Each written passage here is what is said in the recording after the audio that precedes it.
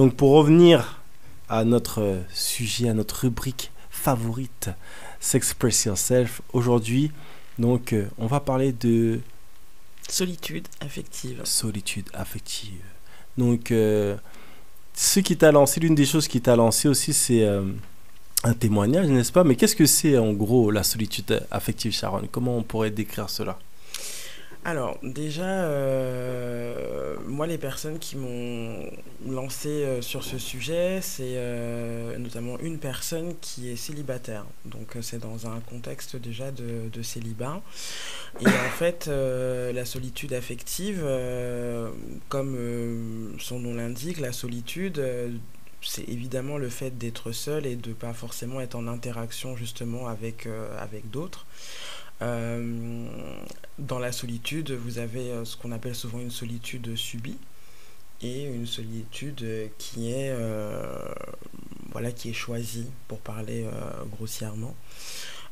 Et dans le cadre du célibat, bah, c'est vrai que voilà, on a eu l'occasion sur Street Diamond de faire un petit point sur une émission sur le célibat. Et c'est vrai que dans le discours, on était très axé sur voilà, le célibat quand il est choisi. Bah, du coup, on est sur un bon mood, donc on peut prendre du recul pour se recentrer, voilà, prendre soin de soi, être dans une démarche un peu de self-care. On en reparlera tout à l'heure, mais voilà, la solitude, ça peut être quand elle est choisie, c'est un bon moyen aussi, voilà, peut-être de s'éloigner un petit peu d'un environnement qui peut être un peu compliqué et tout. Donc on est dans un mood où en tout cas psychologiquement on se sent assez fort pour gérer cette solitude et aussi bah voilà, pour se recentrer et se faire du bien. Ce qui se passe, c'est que il y a aussi un autre versant à la solitude, c'est à partir du moment aussi où elle devient une source de souffrance. Euh, Elle devient une source de souffrance parce que déjà émotionnellement, bah voilà, elle nous angoisse, elle nous rend triste et surtout on est dans une démarche un peu de dévalorisation de soi, on perd un peu en estime personnelle. Et donc du coup voilà, c'est la solitude affective, c'est à partir du moment où effectivement bah, la solitude devient une vraie source de souffrance et que elle impacte notre santé mentale. C'est qu'on est voilà, elle peut en tout cas impacter notre santé mentale. Ça peut aller d'une simple déprime à une dépression qui peut être plus profonde, à une perte de confiance, à des émotions hyper négatives et ça va effectivement s'ajouter à tout un tas d'attitudes et de comportements qui va faire qu'on va s'extraire un petit peu voilà, du lien social, on va se déconnecter en fait des autres. Et bah, tout l'enjeu en fait de cette émission aujourd'hui, bah, c'est aussi bah, de parler de ce versant aussi du célibat qui est pas forcément fun, qui est pas forcément le plus facile à gérer, et de rappeler aussi qu'il y a des personnes qui vivent pas bien cette période de leur vie et que déjà on est là pour les soutenir et que on est vraiment soucieuse et soucieux de voilà, de leur bien-être, et que du coup bah voilà, c'est peut-être aussi de donner des pistes.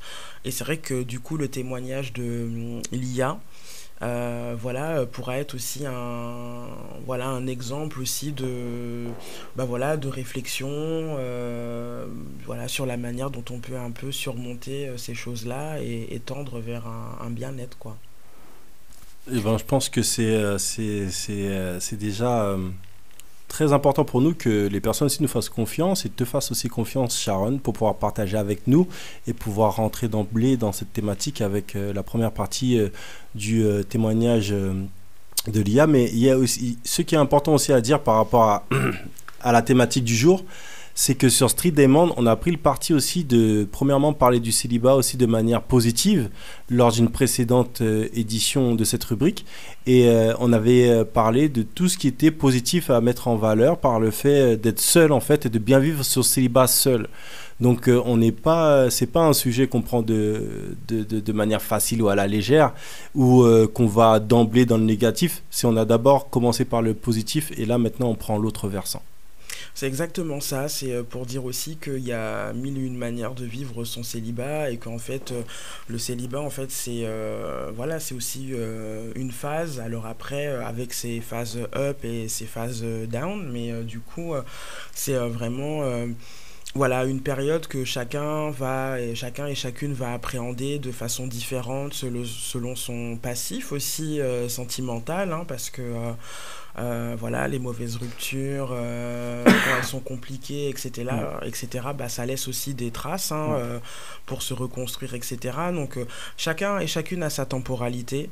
C'est surtout ça qu'on veut faire passer comme message, que on n'est pas là pour courir après un quelconque temps ou pour répondre à des normes. Ou, voilà, l'intérêt, c'est évidemment de s'écouter et, voilà, et de prendre soin de soi. Et que bah, voilà, l'envie aussi d'être avec quelqu'un, parce que la solitude affective, c'est aussi à un moment donné constater qu'en fait, on n'a personne à côté de soi voilà, pour de la tendresse, pour de l'affection, pour avoir des mots tendres, bah aussi un contact charnel. Tout ça, c'est des choses qui manquent et ça devient une source de souffrance. Et c'est une situation qui est complexe parce qu'à un moment donné, quand on est engouffré dans du négatif, on produit du négatif et du coup, on a du mal aussi à sortir un petit peu de cet état. Et c'est comment, voilà, on peut petit à petit en sortir seul ou en se faisant aider par des proches, par de la famille.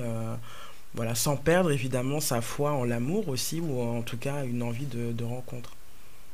Alors, on va commencer tranquillement avec la première partie, si je ne m'abuse, du témoignage de notre chère auditrice et internaute. Oui. Alors, comme je vous le disais, donc Lia, voilà, est une auditrice que j'embrasse d'ailleurs, qui voilà, nous a contactés via Twitter.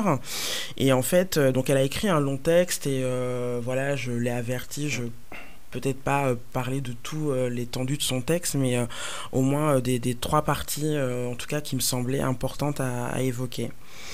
Moi, Lia, 38 ans, femme noire, lesbienne. Une vie de célibat. Toi, ça va, tu n'es pas trop noire. Avec une noire, je pourrais pas. Les femmes noires, j'ai arrêté, elles sont trop sauvages. Les blanches sont plus douces. Les femmes noires ont une odeur. C'est avec ces stéréotypes que j'ai traversé la dure immersion du milieu lesbien. Métisse, privilégiée, j'ai été le réceptacle de confidences qui se voulaient rassurantes. Je n'étais pas trop noire. J'avais de beaux cheveux que l'on caressait à loisir sans me demander mon autorisation. Le réceptacle de la bêtise sans que l'interlocuteur puisse penser 5 secondes que mes cousines, mes tantes, mes grands-mères, mes amis puissent être noires, car la beauté est blanche. Avant de fréquenter le milieu LGBT afro-caribéen, j'ai fréquenté le pulp, la rive gauche, ce qu'il existait avant la politisation et la conscientisation des esprits, avant l'arrivée des réseaux sociaux. J'ai compris qu'il y avait une ligne invisible de démarcation.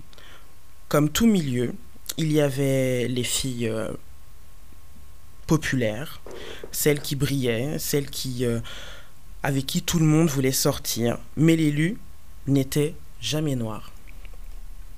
L'élu a trop souvent été blanche, parfois un peu typée, mais la femme noire, dark skin, n'existait pas dans la représentation de la beauté. N'étant ni recherchée ni convoitée, on est des femmes qui nous trouvons bien seules. Un coup fétichisées ou porteuses de lyre collective, elles voguent entre désir et dégoût, rarement dans le pays de l'amour. Aujourd'hui, à 38 ans passés, je me retrouve bien esselée, ayant perdu tout lien avec le milieu LGBT, par choix et lassitude. Mais la loi du dehors prévaut pour le numérique. La mise en contact sur les applications de rencontres est tout aussi difficile. Renvoyée constamment à mon origine ethnique, par certaines ou fétichisée par d'autres, les rencontres dans la vraie vie se font peu.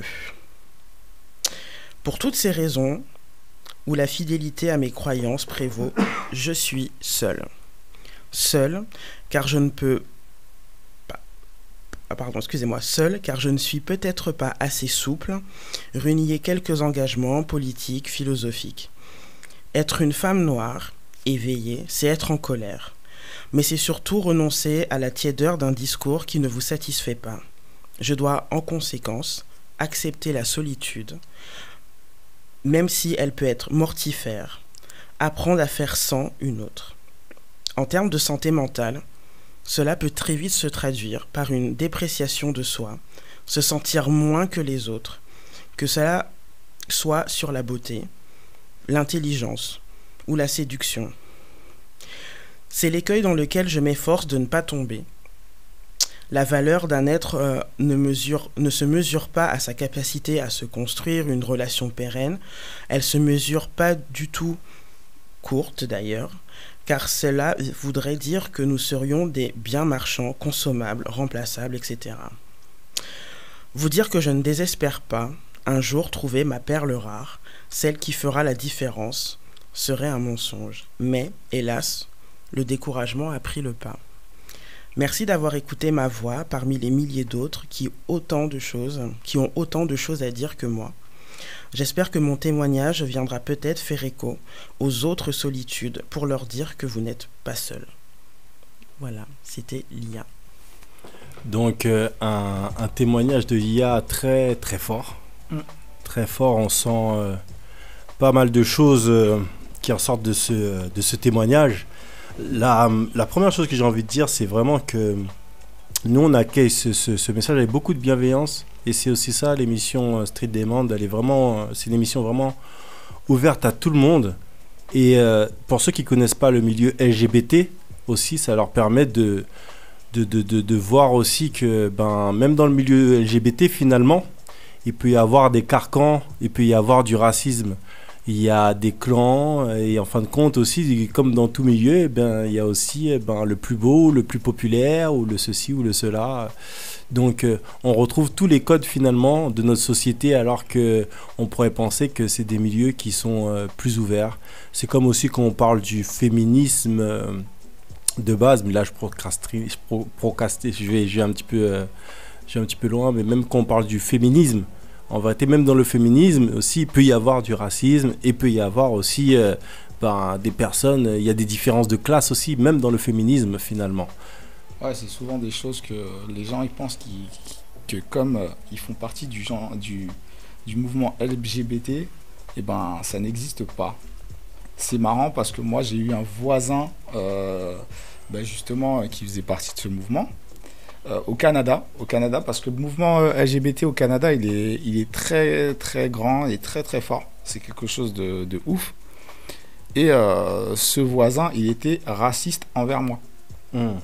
Et quand j'expliquais mon histoire, les gens, ils disaient « Ah, ça existe, c'est pas normal. » Donc c'était vraiment quelque chose de... Pour moi, c'est un être humain que j'ai en face de moi, donc il n'y a aucune raison qu'il soit pas raciste ou autre. Mais dans la tête d'autres personnes, non. En fait, il fait partie de ce mouvement-là, il est forcément pas raciste. Parce que forcément, pour les gens, ils assimilent ça à une personne qui a déjà subi des discriminations et qui peut entendre les discriminations. Mais finalement, quand tu ne vis pas l'expérience d'être noir ou d'autres expériences, tu te cantonnes peut-être à ta propre expérience. Donc, voilà. Alors effectivement, c'est en tout cas la première partie un peu de son discours, effectivement, c'est sur ça, c'est le racisme qu'elle a vécu donc dans le milieu LGBT qui, je rappelle, veut dire lesbien, bi, gay, trans, il y a même queer, intersexe, asexuel, voilà, il y a plein encore de lettres qui peuvent être associées derrière.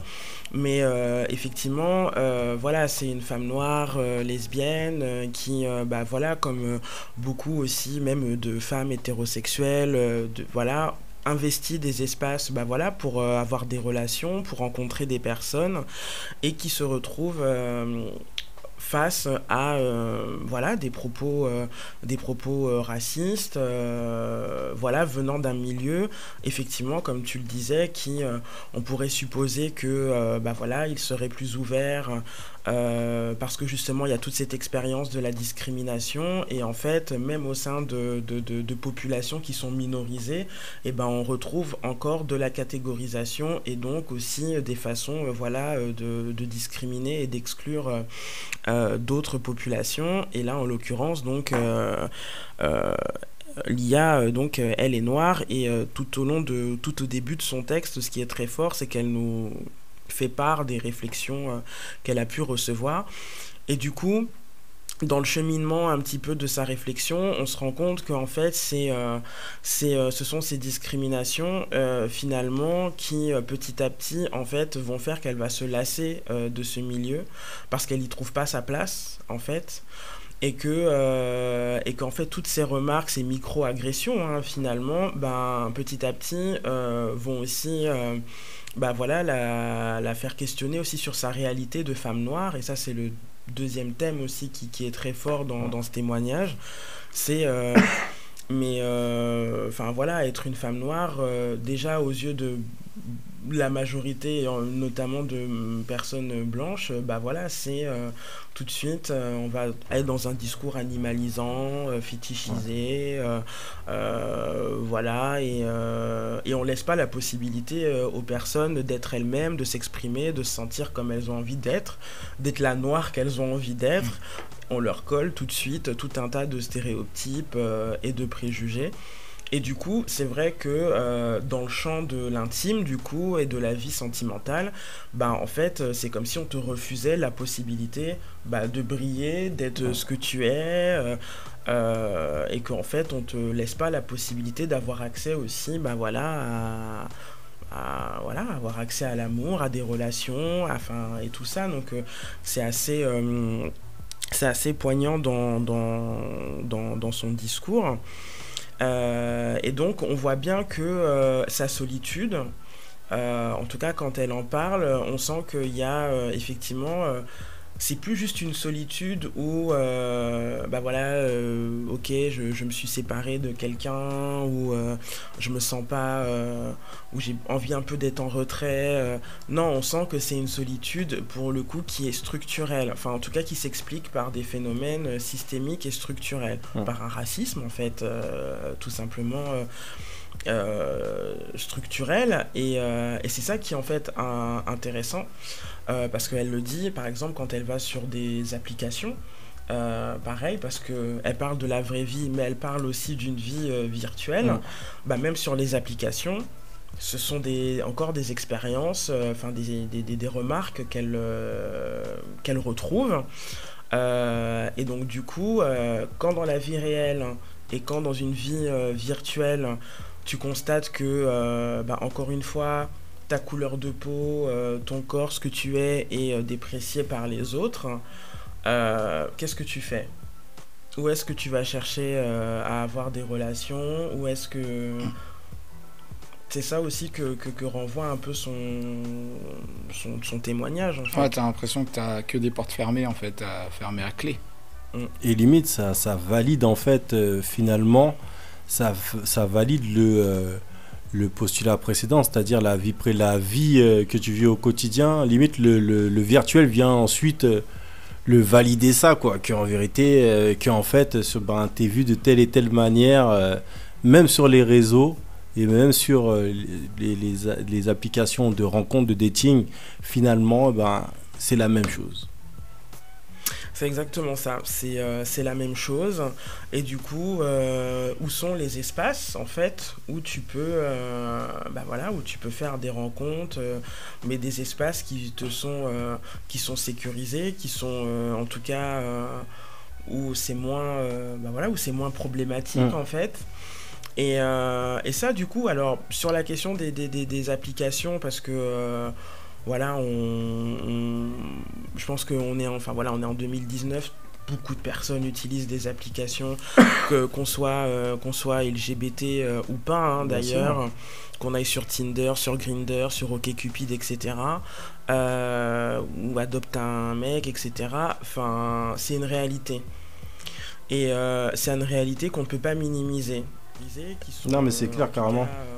C'est une réalité, vraiment, parce que du coup, on a aujourd'hui, enfin, même ne serait-ce que dans mon entourage le plus proche, moi j'ai plein de potes, voilà, même qui ont arrêté d'aller sur ces sites parce qu'elles disent, mais en fait, à la troisième phrase dans la conversation, t'as forcément systématiquement un truc raciste qui te vient dans la conversation, du genre, bon bah voilà, je suis jamais sorti avec une Renoir, ou tout de suite, enfin voilà, t'as une beauté exotique, enfin voilà, des réflexions comme ça. Subitement, tout le monde t'appelle Doudou. Voilà, c'est ça, tout le monde t'appelle Doudou, enfin voilà, donc du coup, en fait, il y a, en fait, le virtuel, enfin le numérique permet aussi. Enfin, en fait, les racistes se lâchent beaucoup, en fait. Surtout ils sont décomplexés derrière décomplexés. Un ordinateur ou un téléphone, derrière un écran, quoi. Exactement. Et ça, on le voit dans des applis, mais on peut très bien le voir sur d'autres réseaux sociaux, sur des sujets lambda au quotidien, Twitter ou voilà. C'est clair, ça. Donc c'est pour dire que du coup la vraie question aujourd'hui à se poser, c'est que du coup cette solitude affective, voilà, c'est qu'en fait ce qui te rend ce qui fait que tu restes seul aujourd'hui, c'est que en fait tu trouves peut-être que ta place est difficile à trouver quelque part, et que finalement rencontrer quelqu'un, ça devient mais c'est une mission, quoi. C'est une mission, et t'as plus forcément la force voilà, d'aller sur des sites, de sortir, parce que t'es lassé, parce que t'es dégoûté, parce que t'as plus envie, et du coup la question c'est ça, c'est qu'est-ce qu'on fait, quel message on peut aussi envoyer voilà, à des personnes qui se retrouvent aussi dans cette situation. Quel message on peut envoyer aux gens? C'est ça qu'on se demande, parce que c'est vrai, c'est quand même quelque chose qui n'est pas facile, et justement quand on est isolé comme ça, parce qu'on parle de solitude affective, je rappelle la thématique du jour, et quand on est isolé comme ça mène loin, ça peut mener très loin psychologiquement. On peut partir, suicide, exactement, on est tellement isolé qu'on sent seul, on pense déjà, on se dévalue, parce que la société et les gens qui nous entourent nous dévaluent finalement, et donc psychologiquement on peut avoir l'impression qu'on n'a pas sa place, tout simplement. Et il y a ça, et puis il y a aussi après alors dans les comportements, en tout cas, j'ai parlé du suicide, mais ça peut être même de la consommation voilà, de produits psychoactifs, enfin voilà, il y a après voilà, chacun aussi, mais ça peut être aussi manger de façon compulsive, enfin voilà, il y a plein aussi enfin voilà, de comportements et d'attitudes finalement qu'on va avoir à son égard, qui vont être très nocives. En fait, on va se faire du mal, mais en fait c'est pas nous qui sommes le problème, c'est pas l'IA en fait qui est le problème, c'est la société dans laquelle elle vit qui est problématique, c'est pas elle en tant que femme noire. Et ça, c'est un message que j'aimerais adresser à toutes les personnes, alors les femmes noires, mais évidemment les personnes racisées en général, et plus largement même des personnes qui peuvent être minorisées socialement. Encore une fois, c'est pas vous qui êtes le problème. On vit dans des sociétés où effectivement il y a voilà, des oppressions, des discriminations, et que tout ça voilà, ça vous impacte à chaque niveau de votre vie. C'est ça aussi qu'il faut retenir, c'est que ça impacte le travail, ça peut impacter à l'école, et ça impacte aussi la vie intime. Et l'autre point sur lequel aussi je voulais revenir, c'était sur la question de la santé mentale. Sur la question de la santé mentale, parce que c'est vrai que le réflexe très souvent, c'est que effectivement quand ça va pas très bien, on pourrait se dire que voilà, on pourrait aller consulter, peut-être aller voir un psychologue, etc. Mais ce qu'il faut savoir, la question qu'il faut se poser, c'est est-ce qu'aujourd'hui les questions de racisme sont prises en compte lors de consultations, par exemple, pour des personnes racisées? C'est ça aussi que moi me fait penser la situation de l'IA. C'est enfin voilà, quand tu as une dépression, ou quand voilà, tu vas vraiment pas bien, et que tu te dis bon bah voilà, je vais essayer d'aller voir quelqu'un. même choisir, tu vois, un spécialiste aussi qui prenne en compte ta situation dans sa globalité et qui minimise pas, en fait, cette dimension de ta vie, tu vois, qui minimise pas le racisme aussi dans ta vie affective et comment ça t'impacte, etc. Parce que c'est pas juste, elle traverse une mauvaise phase. Elle traverse une mauvaise phase pour plusieurs raisons, dont des raisons aussi qui sont, comme je disais, structurelles, spécifiques en fait, à certaines populations, propres à des minorités visibles, quoi. Donc moi, c'est la question aussi que je me pose. C'est compliqué parce que moi, je pense que les personnes qui font pas partie de ces minorités visibles, si ce sont eux les spécialistes qui doivent te recevoir, souvent pour eux ça n'existe pas, ou c'est un mythe, ou c'est pas grave, donc c'est compliqué d'avoir un spécialiste qui comprenne ce genre de problème en fait. Donc là après tu te retrouves devant quelque chose qui est difficile à surmonter, surtout si tu vas voir un spécialiste et qu'il n'arrive pas à te comprendre là-dessus. Tu te dis ah ouais, c'est chaud, parce que c'était peut-être ton dernier recours. Et tu vois que même lui, il n'arrive pas à se mettre à ta place parce que lui n'est pas des minorités visibles. Donc, c'est compliqué, en fait. C'est compliqué. Et même une personne qui est vue comme étant racisée, entre guillemets, par notre société, si elle-même, elle n'a pas pris d'elle-même, elle n'a pas pris conscience et qu'elle n'a pas l'éducation nécessaire, même minimale, pour comprendre aussi les démarches de notre société et les démarches, les différences par rapport aux différentes appartenances, notamment aux minorités. Et si la personne n'a pas fait les démarches pour comprendre ça et qu'elle n'a pas le recul nécessaire, elle peut être tout racisée qu'elle veut. Elle peut faire partie de cette minorité, mais ça aussi pour elle, elle va te dire mais moi je m'en suis sorti, tu vois. Et c'est ça aussi, c'est un discours aussi qu'on peut retrouver chez certaines personnes qui ont grandi dans des quartiers, qui après ont fait des grandes écoles et autres. Elles vont partir du principe pour certaines que moi je m'en suis sorti, tout le monde peut s'en sortir. Genre tout le monde la terre elle est faite que de génie, quoi. C'est-à-dire tout le monde pouvait être un génie, tout le monde pouvait réussir de telle et telle manière, mais tout le monde n'a pas les mêmes opportunités. Et c'est là la chose par rapport au quartier, c'est que justement tu fais partie de l'exception. C'est ça qu'il faut retenir. Et par rapport à d'autres endroits où les gens ont grandi, l'exception peut-être c'est plutôt l'échec. Donc c'est là où est le problème. Donc si une personne n'a pas fait tous ces cheminements, ça va être difficile pour elle de se mettre à la place de cette jeune femme. Mais la question qu'on peut se poser aussi, c'est, mais en même temps, il y a des personnes dans cette communauté LGBT qui arrivent à trouver l'amour. Donc, comment elles font, ces personnes, pour trouver l'amour finalement? Parce qu'elles aussi, elles font partie de minorité. Est-ce qu'elles ferment les yeux sur certains aspects? Parce que pareil, ce qu'elle nous dit finalement, parce qu'on parle d'une jeune femme noire lesbienne, mais nous en tant qu'hommes noirs, vous en tant que femme noire, que vous soyez straight, comment on dit ça encore, hétéro. Que vous soyez été, putain, je me la raconte un peu en anglais. Je me la raconte un peu. Celui qui trouve que c'est le mot qu'en anglais, quoi. Normal. On est en France, on est en Angleterre, nous sommes où? Je ne sais plus où je suis. Même moi, je me suis saoulé. Et donc, tu vois, je me suis même perdu. Mais même nous, on se retrouve dans ce genre de schéma. Parce que moi, clairement, si j'ai une femme blanche qui vient me parler et qui commence à me parler d'une certaine manière vis-à-vis de mes origines, je la mets direct de côté. C'est vrai que ça joue, ça. Mais direct. Mais après, il y a des gens qui prennent le temps. Moi, je vais pas être violent, rien. Hein, mais je sais que la personne pense de telle et telle manière. Je suis pas là pour faire l'éducation des gens. La personne, elle est bien sympathique, mais je suis pas là pour faire l'éducation des gens. Parce que si tu dois faire l'éducation de ta compagne ou de ton compagnon, qu'est-ce qu'il y a derrière? Tu dois faire l'éducation de toute la famille. Et en plus, c'est tellement... Ce que cette personne, en fait, elle a en tête, c'est tellement ancré des fois que tu sais pas. Donc sinon après peut-être il y a des personnes qui prennent le temps d'évaluer à quel point toutes ces choses sont ancrées, qui font un vrai travail, hein. Moi je pars du principe que j'ai pas trop le temps, mais bon, on avait bien compris.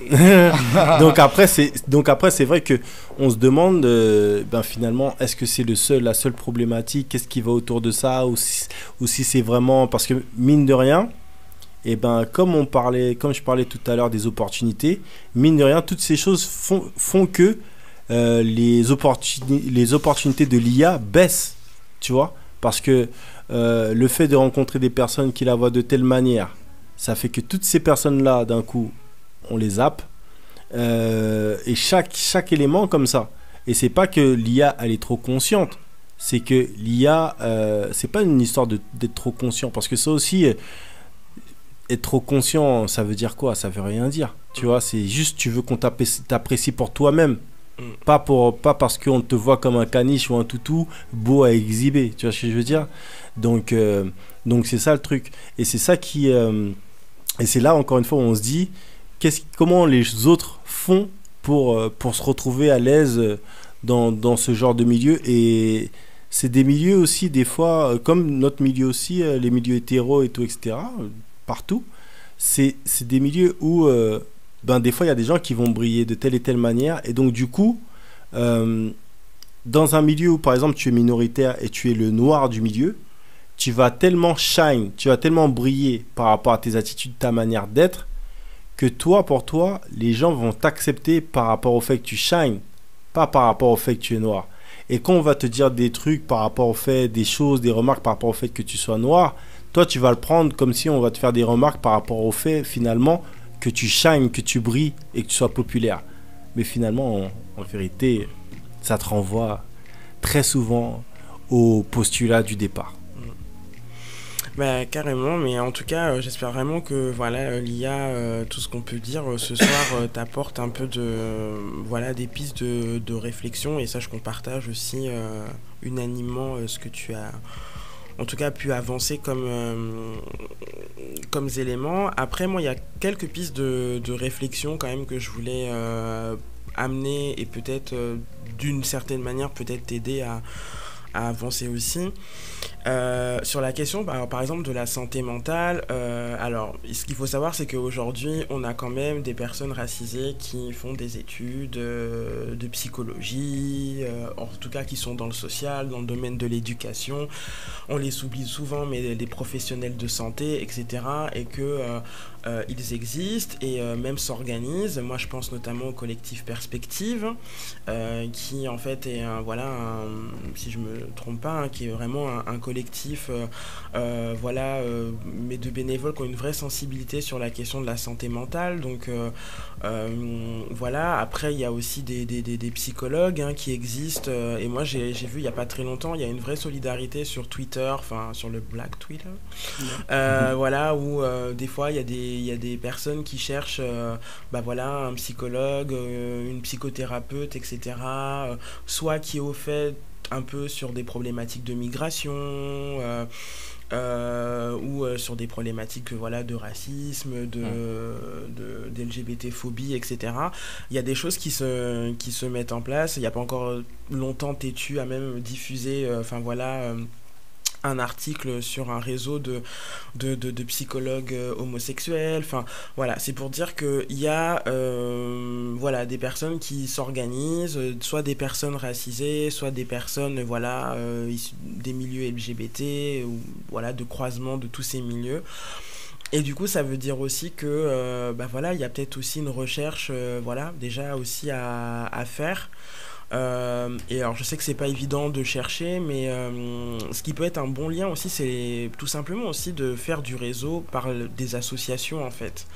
Il y a des associations qui existent, afro-caribéennes, par exemple je pense à Divine LGBT, qui est une asso afro-caribéenne sur Paris.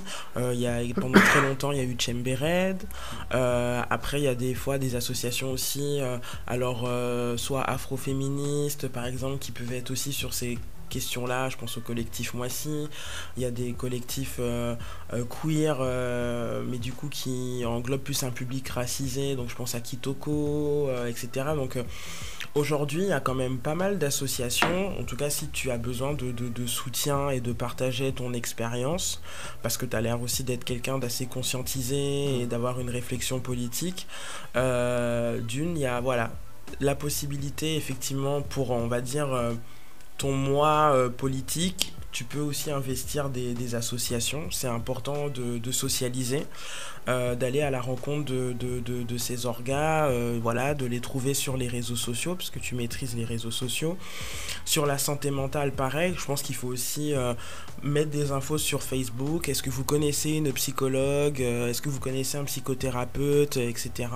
Pas hésiter aussi à le faire. Ça peut être aussi des pistes. Après, la vraie question aujourd'hui, c'est, je pense qu'il y a aussi une question de temporalité.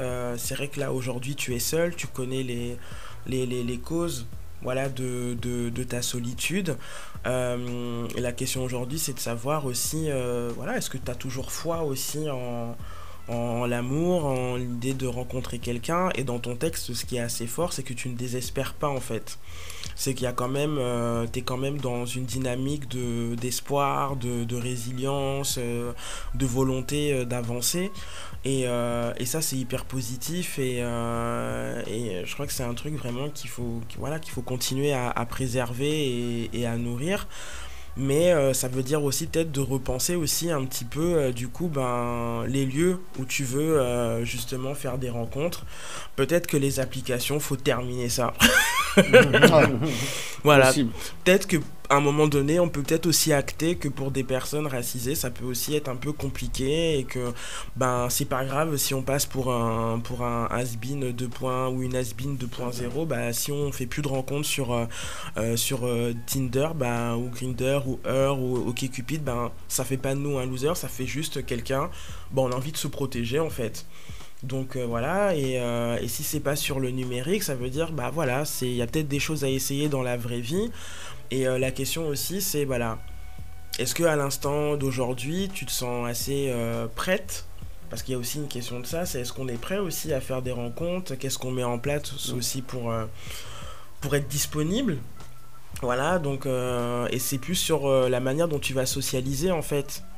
Qui va peut-être aussi faire la diff, quoi. C'est déjà peut-être aller vers les autres, voilà, c'est sortir, c'est de se créer des occasions, voilà, profiter de son réseau de potes pour faire des choses, etc. Enfin, c'est des trucs bateaux que je dis, mais voilà.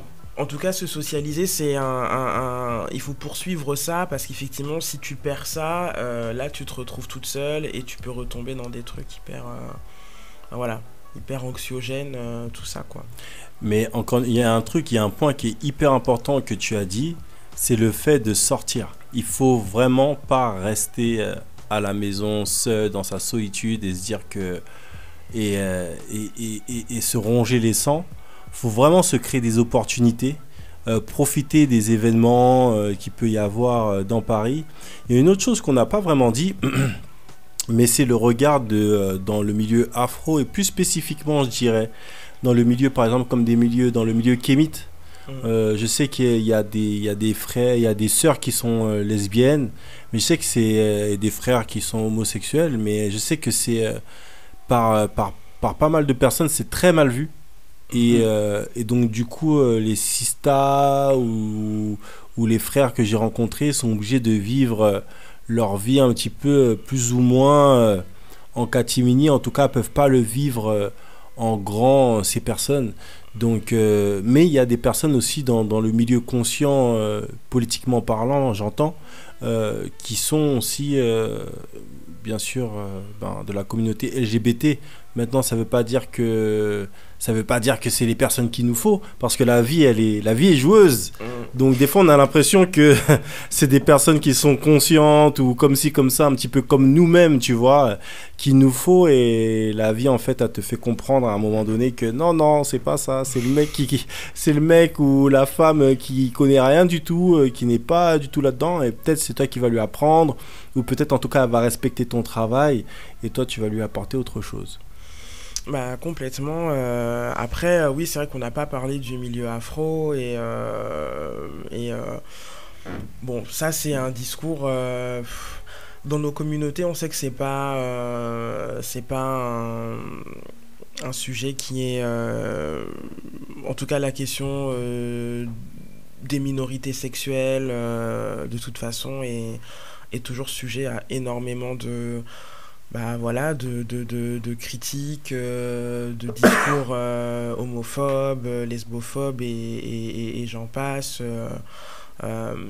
Moi, la seule chose que je peux dire, c'est que ce que je trouve intéressant aujourd'hui, en tout cas dans une ville comme Paris, en tout cas en Île-de-France, c'est que c'est vrai que pour les LGBT afro-caribéens, il y a des possibilités de se socialiser à Paris. Je pense qu'il faut aussi avoir une pensée pour ceux qui sont en province. Grave. Et qu'on pas. Mais c'est valable pour les Afro-Caribéens, c'est valable pour des jeunes Maghrébins ou tout. Enfin voilà, il y a aussi une vraie difficulté de. Quand tu es en province, d'avoir des espaces comme ça. Donc oui, c'est sûr que c'est compliqué parce que tu dois gérer l'homophobie ou la lesbophobie au sein de intracommunautaire et puis celle que la société aussi t'impose. Et voilà, encore une fois, tout ça, ça fait beaucoup de conflits, ça fait beaucoup de choses émotionnellement à gérer. Mais voilà, encore une fois, je crois que... Et ça légitime aussi, ça explique clairement aussi la solitude affective aussi. C'est pas, ça fait aussi partie des paramètres qui font que des fois, on n'en peut plus et on veut s'échapper un peu de tout ça. Mais voilà, après, je trouve que l'IA, elle est vraiment dans quelque chose d'assez positif. Et donc voilà, cette question... Parce qu'il faut continuer à croire aussi en l'amour, en la perle rare ou en l'âme sœur et tout ça. On y a droit. Enfin voilà, on y a droit en fait tous. Toute personne minorisée qui soit, on y a droit. C'est pas c'est pas quelque chose qui serait réservé à la majorité. On y a tous droit. Maintenant, c'est vrai que même sur ce terrain-là, y accéder, ça peut être effectivement compliqué, difficile. Ça va demander des fois peut-être plus de bataille que dans d'autres domaines de nos vies, mais c'est vrai que c'est important. Après, c'est un avis très personnel, mais de conserver une sorte de foi quand même que c'est possible. Voilà, parce que se dire qu'on est destiné à la solitude. Moi, je sais que j'ai longtemps eu ce discours en tant que femme noire, je le dis très franchement, qu'en fait, on était voué à être seul, que c'était notre destinée, parce que tous ces paramètres-là. Mais en même temps, comme tu l'as dit, la vie, elle est joueuse. Comme tu dis, la vie, elle est joueuse, que en fait, on a aussi des qualités, en fait. Je pense qu'il faut pas oublier que... Au-delà de notre solitude, on a aussi notre flamboyance aussi à nous, en fait. Donc, on a des qualités, et ça, c'est des choses qu'il faut continuer à célébrer, en fait. Qu'il faut continuer à célébrer, et ça va briller, et quelqu'un le verra, en fait. Bien sûr. Voilà, après, dans combien de temps, on ne sait pas, on ne maîtrise pas tout, mais ça se verra en fait. Et ça se trouve, ça se voit déjà, il y a des personnes déjà qui le voient. Mais effectivement, pour X ou Y raison, le pas n'est pas encore passé, mais je crois que c'est vraiment possible et c'est important de garder quand même la foi en l'amour, quoi. L'amour n'est pas réservé aux moins de 25 ans, donc il faut aussi, je dirais pas être patient, je dirais pas ça, mais en tout cas, l'amour n'est pas réservé aux gens de moins de 25 ans. Ça, c'est important. Et encore une fois, quand on parlait du célibat positif, on peut revenir sur le fait que, effectivement, il y a toute cette flamboyance qui accompagne le célibat positif. On n'est pas là non plus, on n'est pas non plus là pour trop positiver et trop en faire. Mais ce côté où il faut, le fait de sortir, le fait de vivre, d'essayer de vivre pleinement, fait que, en fin de compte, on va avoir plus de possibilité de rencontrer du monde, parce que plus on est enfermé de chez soi, moins on a de possibilités, et on va aller vers les applis, le contact direct. Aujourd'hui encore, malgré tout ce qu'on veut nous faire avaler par rapport à Internet, le contact direct, c'est quand même l'un des meilleurs contacts, parce que là il y a tout ce qui va avec, il y a la vibe, il y a le côté olfactif, il y a tout. Donc plus on multiplie en fait nos chances et forcément plus on a d'opportunités. Donc moi c'est vraiment l'un des conseils que je donnerais à Lia. Bon, je crois qu'on a aussi une autre partie encore du témoignage de Lia. Ouais, bah en fait elle a dit beaucoup de choses, Lia, mais elle a dit plein de trucs trop cool. On la kiffe, Lia. Elle a dit, bah c'est intéressant parce qu'à un moment donné, elle s'adresse aussi dans son texte aussi aux femmes noires, parce que du coup, elle a envie de rencontrer des femmes noires et elle expliquait que en fait, elle a aussi envie de rencontrer voilà des femmes enfin voilà, afro-caribéennes et tout, mais en même temps, c'est une meuf qui est aussi conscientisée et qui n'a pas envie d'être aussi avec une personne par exemple qui va te dire le racisme anti-blanc ça existe ou des... Et en fait je trouvais ça intéressant parce que du coup des fois dans les raisons pour lesquelles aussi on peut se dire que ouais je suis seul, c'est parce que j'ai des convictions. Et du coup, comme tu as des convictions, tu es quelqu'un d'exigeant, et comme tu es quelqu'un d'exigeant, ben en gros t'étonnes pas si tu es seul, parce qu'en fait tu es exigeant et que du coup tu checkes tout, et en fait, et ça souvent même moi c'est des choses que je me suis déjà posées aussi, mais est-ce que voilà, je suis pas trop politisé, trop conscientisé C'est le discours de beaucoup de gens. Hein. C'est, tu vois. Et c'est même souvent une excuse, même, j'ai envie de dire, pour certains. Mais carrément. Donc du coup, des fois, on est dans des... Voilà. Dans ce truc de se remettre en question, des fois, voilà, tu te dis aussi, mais est-ce que voilà, je suis pas trop, en fait. Mais c'est pas une façon de se mettre des barrières tout seul, parce que trop par rapport à quoi?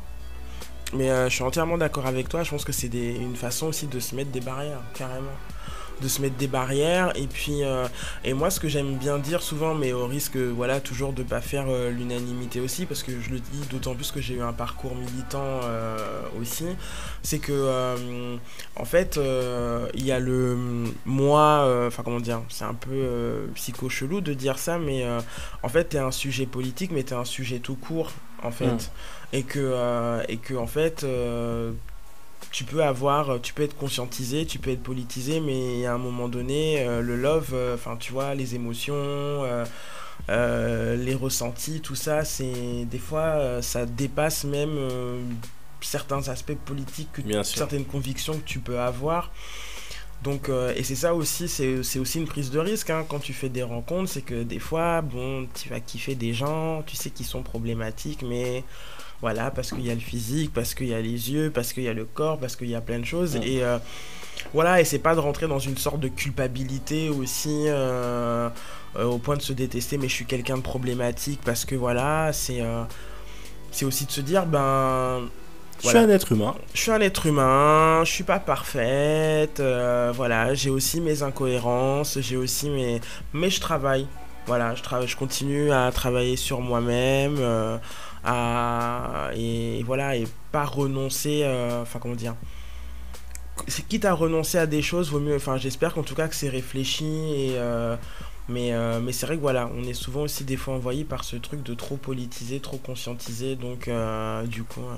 mais conscientiser, je pense que c'est pas une mauvaise chose, parce qu'il faut avoir conscience des choses, et quand on se met avec une personne qui n'est pas des minorités visibles,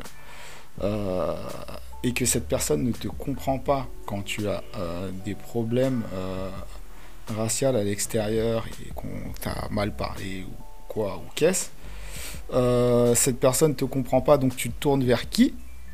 Et tu aurais envie que la personne qui t'accompagne te comprenne aussi dans ce sens-là. Et quand ça bloque là, dans ce sens-là, c'est compliqué. Moi, je me rappelle que j'avais une amie, je lui montrais à l'époque de Black Panthers quand il était sorti, et que le Grand Rex avait fait une grosse erreur, je ne sais pas si c'était une erreur ou pas, mais en tout cas c'était une grosse erreur, qui avait mis en dessous de l'affiche Black Panther la planète des singes, et je lui montre la photo, regarde, il n'y a pas un problème.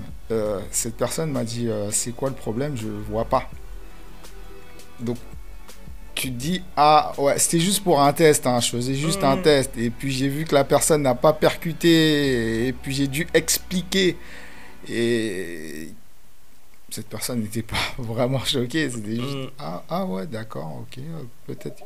Donc c'est étrange d'avoir ce sentiment de ne pas être compris par la personne qui nous accompagne. Et surtout qu'une personne à qui tu donnes toute ta confiance, tout ton amour, tu donnes beaucoup de toi. Donc tu dis finalement, cette personne, elle est censée me comprendre, tu vois. Tu mets beaucoup sur cette personne finalement. On met beaucoup sur les personnes avec qui on veut faire notre vie. On veut penser qu'elles sont limites dans notre cerveau, mais en fait, on est vraiment des individualités. Et ça, c'est quelque chose aussi d'important. C'est vrai qu'il y a plein de témoignages. Il y avait un ami qui m'a raconté, il était avec sa compagne et ils allaient dans un truc en Guadeloupe. Et c'était, ils allaient faire une activité nautique ou je ne sais quoi. C'était des blancs qui avaient le commerce. Et ils tutoient le couple, les personnes qui étaient avant, c'était des blancs. Bon, ils sont dans le commerce, ils vous voient les personnes. Et quand ça arrive à mon pote qui est noir, ben, on le tutoie. Et lui, sa compagne, elle est blanche. Mais il lui avait déjà dit avant. Il lui avait déjà dit, comme mon pote, tu vois, il est assez fin et il arrive à lire les choses. Là, il lui avait dit, tu vas voir, ils vont nous tutoyer, ils vont me tutoyer quand je vais parler. Et c'est ce qui s'est fait. Donc elle a pu valider parce qu'il l'a vu avant, mais tout le monde n'est pas obligé d'être omniscient comme mon pote, tu vois ce que je veux dire. Donc le truc, c'est qu'effectivement, dans notre société, il y a encore pas mal de ces choses-là. Et quand c'est pas validé, ce que tu penses, parce que même, tu vois, t'as des trucs où tu peux avoir tort aussi. Et avoir tort, c'est pas grave. Mais après, quand tu es dans ce type d'échange avec une personne qui est avec toi au quotidien, qui est qui fait partie de la majorité, eh ben, elle peut penser que en fait, tu es carrément un gros paranoïaque ou une gros paranoïaque. Et donc, du coup, après, cette personne-là elle va rester bloquée là-dessus. Et toi, ça va commencer à créer aussi des problèmes dans la relation parce que finalement tu as l'impression de ne pas être entendu par rapport à ça. Et finalement, est-ce qu'il y aura un moment où vous allez vous entendre? Parce que pour vraiment comprendre encore une fois l'expérience d'être noir, c'est plus de le vivre. Moi, je voyais même sur mon Facebook, je postais des choses par rapport à ce qui se passe aux États-Unis. Attention, on me checkait on me checkait en fait, les gens me checkaient et attendaient la moindre erreur de ma part. C'est-à-dire que je pense poster les tels crimes, tel truc se passe, etc. Il y a ça en Guadeloupe, il y a ça qui s'est passé, dans le 95, il y a ça qui s'est passé là, l'affaire Traoré, l'affaire du petit là-bas. Les gens, en fait, ils attendent juste que tu postes une info qui est fausse, etc. Pour dire, bah tu vois, etc. Ah ben tu vois, ouais, mais c'était un dealer. Ouais, mais tu vois, mais en fait, en gros, il faut, il faut nous dire déjà, je fais une aparté, il faut nous dire si une personne qui a un casier judiciaire mérite la peine de mort en France. Comme ça, cette histoire, elle est réglée. Parce que comme ça, c'est clair et net. Parce que pour l'instant, je vois que les sentences capitales sont réservées beaucoup à certaines personnes. Mais bon, ça c'était une petite aparté, mais pour faire comprendre que cet enjeu-là, il peut exister aussi dans le couple. Et quand dans le couple il n'existe pas, il peut se jouer dans la famille du concubin ou de la concubine. Ouais. Tu te retrouves avec des gens qui font des réflexions, etc. Et ça aussi, c'est dur à vivre dans un couple. Bah ouais, donc ça voudrait dire aussi que finalement la solitude, elle peut aussi se trouver dans le couple, notamment quand on est dans un couple en fait aussi une personne issue de minorité visible et une personne blanche. Alors ça, c'est vrai que c'est un vrai sujet et c'est aussi important aussi que l'IA sache que en fait toutes les struggles là qu'elle a maintenant, il y en aura d'autres quand elle sera aussi en relation, qu'il y aura plein d'autres problématiques à gérer. Après, à titre très personnel, moi je pense que c'est vrai que moi, ce que je me dis, c'est qu'en fait, le couple, c'est aussi une construction. En fait, construire une relation, voilà, avec quelqu'un, ça demande énormément de. Quand on est avec une personne, en tout cas, qui est blanche, ça demande aussi. On fait des choix. Je pense qu'il faut assumer ses choix. À partir du moment où, on a acté qu'on est avec une personne blanche. Et qu'on voit que c'est une personne de confiance avec qui on a envie d'être, c'est un vrai projet de faire de la pédagogie à l'autre, mais qu'on soit hétéro ou lesbienne ou peu importe, c'est un vrai enjeu de déconstruire le racisme au sein de son couple, comme c'est important de déconstruire aussi le patriarcat dans un couple hétérosexuel, que c'est important de déconstruire la misogynoire dans un couple afro. Voilà, donc c'est des batailles qu'il faut être prêt à porter et à mener quand on sait qu'on est avec une personne qui appartient à une majorité. Ouais, élever la conscience de l'autre. Voilà, élever la conscience de l'autre.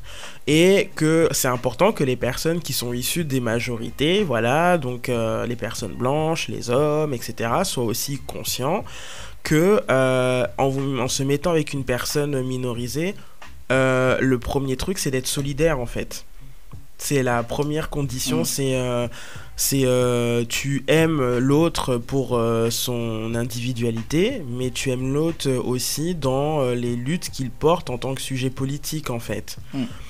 Et ça, c'est une condition qui doit être de base, quoi. Si tu sens pas de solidarité venant de ton partenaire ou de ta partenaire parce qu'elle va remettre en question, tu vois, voilà, tout ce que tu peux poster sur Facebook, tout ce que tu peux subir dans la vraie vie et machin, si ça devient une source de dispute, tu vois, là, pour moi, c'est un truc qui est trop bancal, en fait. Faut que, voilà, le couple, c'est une construction, c'est une team, on construit une team, et il faut qu'on soit sur de bonnes bases, et voilà, et on peut pas se permettre d'être dans un truc bancal où l'autre, voilà, encore une fois, te respecte pas dans ce que tu es, humainement, politiquement, etc. Et que, voilà, parce qu'après, il y a des enjeux aussi de faire des gamins après ensemble. Tu vois, il y a plein pour certains, tu vois. L'enfant à l'école qui subit des choses et que... Et du coup, voilà, on se retrouve dans des... Et tu vas faire quoi, justement? Qu'est-ce que fait la personne qui fait partie de la majorité quand son gamin subit les trucs? Tu vois, comment elle va l'encaisser, elle va dire que c'est normal ou autre, tu vois, ça te renvoie en fait à toutes ces questions. Parce que finalement, il y a des personnes qui sortent avec des noirs et qui se retrouvent, c'est là qu'elles prennent conscience en fait de l'expérience noire à travers leur enfant, tu vois. Donc toutes ces choses-là, effectivement, je pense que c'est important. Mais je gazais un petit peu tout à l'heure quand je disais que... je gazais un petit peu tout à l'heure, je disais que je faisais pas l'éducation des personnes, mais c'est faux. Parce que comme dit Sharon, tu sais pas sur qui tu tombes. Et comme je disais tout à l'heure, la vie, elle est joueuse. Et bien sûr, ça m'est arrivé à plusieurs reprises de sortir ou de fréquenter des personnes noires qui sont pas tout simplement branchées sur ces thématiques. Et qui en ont pas conscience pour certaines ou qui ont développé des réflexes pour nier toutes ces choses tout simplement, ou qui ferment les écoutilles. Et donc quand elle se retrouve avec une personne comme moi, forcément, même si je suis très détendu par rapport à ça, mais j'arrive à poser différents constats et je me suis retrouvé souvent avec des personnes qui ont trouvé en fait voilà, qui ont pu apprendre pas mal de choses à mon contact et je pense que justement quand t'aimes quelqu'un, en vérité ça se fait assez naturellement. Quand t'aimes une personne et que la personne elle est demandeuse, c'est-à-dire que si c'est une personne qui nie, c'est problématique, mais si c'est une personne qui en demande, et forcément là tout de suite ça devient beaucoup plus facile. Donc je pense que c'est ça en fait, et c'est là la différence, c'est entre la personne qui est bloquée et là c'est mort. Donc sex friends, non je rigole ça. Et la personne justement qui a envie d'apprendre, qui a envie d'aller plus loin, parce qu'elle a envie d'apprendre sur ta personne et parce que aussi elle tient à toi. Comment on pourrait conclure cette thématique, Sharon? Eh bien, pour conclure, je crois que déjà, Lia, j'espère vraiment que cette discussion qui a été très riche, on est parti sur plein de sujets, mais en tout cas, sache que ton témoignage a été très inspirant. Et j'espère que ça donnera envie d'ailleurs à plein de personnes qui nous écoutent de aussi nous partager leur expérience. Et pour conclure, je dirais que la solitude affective, en fait, on s'est intéressé à la situation du célibat, mais on vient aussi de l'évoquer, qu'elle peut être aussi présente au sein d'un couple.